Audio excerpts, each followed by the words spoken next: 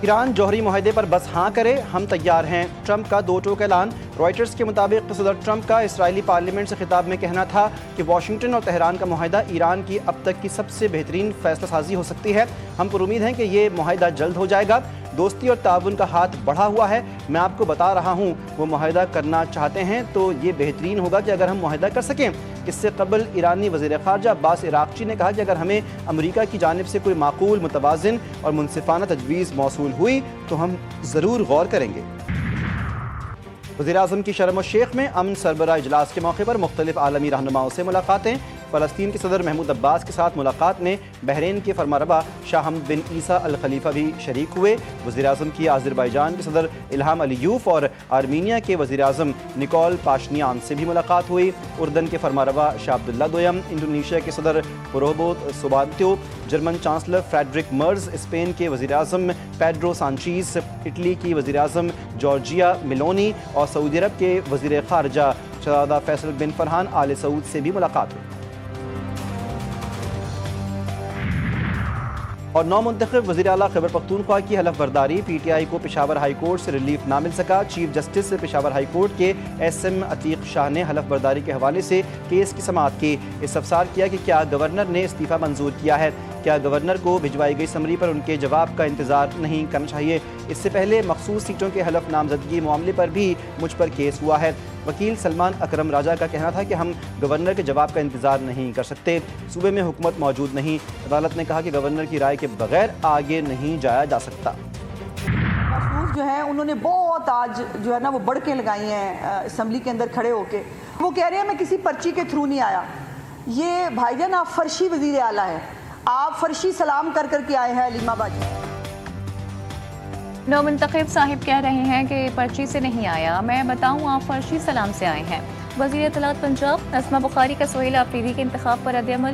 کہتی ہیں سہیل آفریدی کو دو خواتین کی لڑائی کا فائدہ ملا، ایک وزیر اعلیٰ بیگم کے کہنے پر لگایا گیا، دوسرا بہن کے کہنے پر ہٹایا گیا۔ مذہب کے نام پر مسلح جھتے بنانا توہین مذہب ہے۔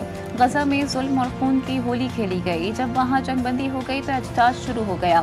مذہب کے نام پر تشدد کا سبق پڑھانا بند ہونا چاہیے۔ وزیر دفاع خواجہ آصف کہتے ہیں نفرتیں اور تقسیم ختم کریں، دنیا اور آخرت سنواریں۔ جڑواں شہروں میں احتجاج کے باعث اہم سڑکیں بند، سیکیورٹی ہائی الرٹ۔ کراچی میں احتجاج کی کال پر پولیس کی بھاری نفری مختلف مقامات پر تعینات۔ نیو کراچی سے مظاہرین کو منتشر کر دیا گیا۔ شہر میں اس وقت کسی بھی جگہ احتجاج نہیں کیا جا رہا۔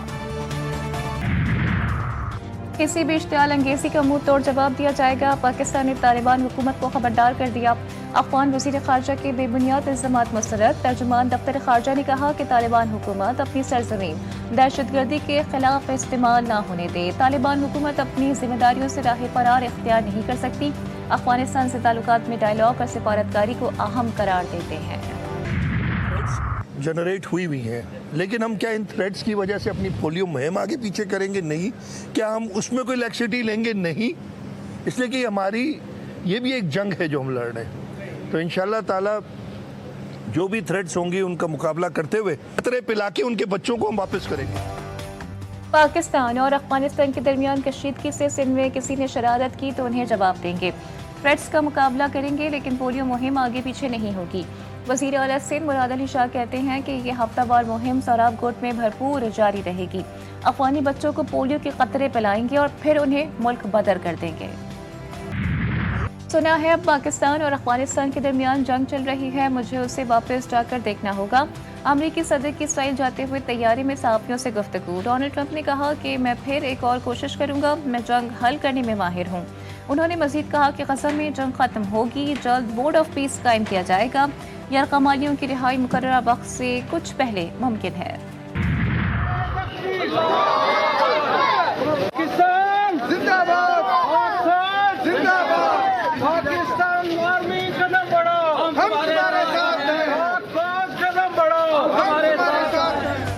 پاک افغان سرحد پر افغانستان کی بلا اشتعال جارحیت کے خلاف قوم کا افواج پاکستان کے ساتھ بھرپور یکجہتی کا اظہار۔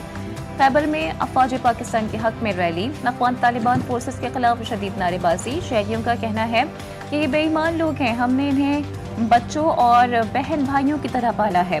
हमारे मुल्क में जो दहशतगर्दी हो रही है उसकी वजह यही लोग हैं। NFC में सेल्स टैक्स के अलावा अब दीगर भी टैक्स लग सकते हैं। जस्टिस जमाल खान मंदुखेल के रिमार्क। जस्टिस मोहम्मद अली मजहर ने कहा कि आखिरी तारीख के बाद टैक्स नहीं लग सकता। आज तक ये मामला वाज़ेह क्यों नहीं हो सका?